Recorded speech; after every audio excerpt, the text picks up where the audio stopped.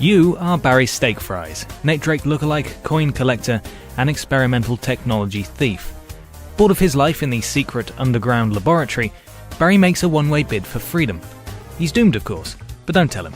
It'd break his heart.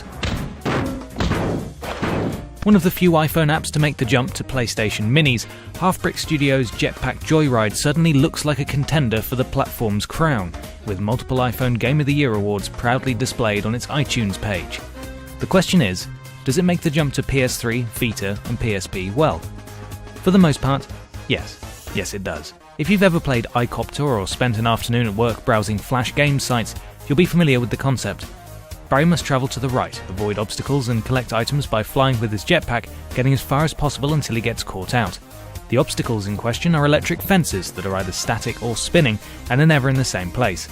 There's only one level, and besides the start, it's randomly generated and different every time. The further you progress, the faster the screen moves, challenging your reaction times without ever feeling cheap.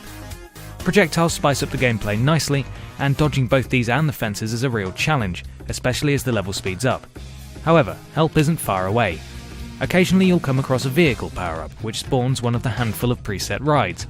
These include, but are not limited to, Crazy Freakin' Teleporter that allows you to dodge between obstacles with ease, and our favourite, Rocket Bird.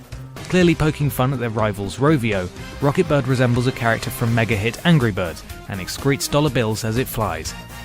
The vehicle power-ups are well implemented, with any fences or rockets in your immediate vicinity disabled, so you don't instantly lose your power-up. Spin tokens are another item you can pick up.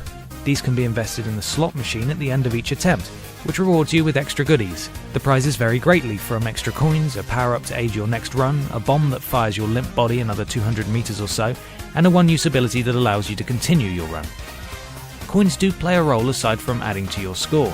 There's an impressive shop feature that gives you access to extra costumes, different types of jetpack, one-use power-ups, gadgets, and more.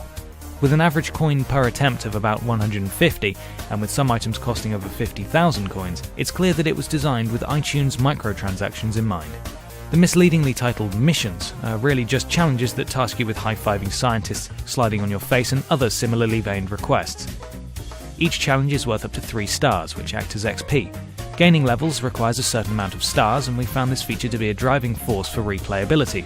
We found leveling up to be so addictive that when a malicious wasp found its way inside the house, it was ignored for a full 20 minutes as we focused on flying 300 meters with our heads scraping the ceiling for the stars needed to tip us into the experienced bracket. Jetpack Joyride is a PlayStation Mini and, as such, doesn't boast any online support, which is a real shame as it's crying out for some sort of score chase mode, or at least a leaderboard to compare scores with friends. Fortunately, it looks pleasing, with bold sprites and simple animations reminiscent of the excellent Scott Pilgrim vs. the World tie-in on PS3.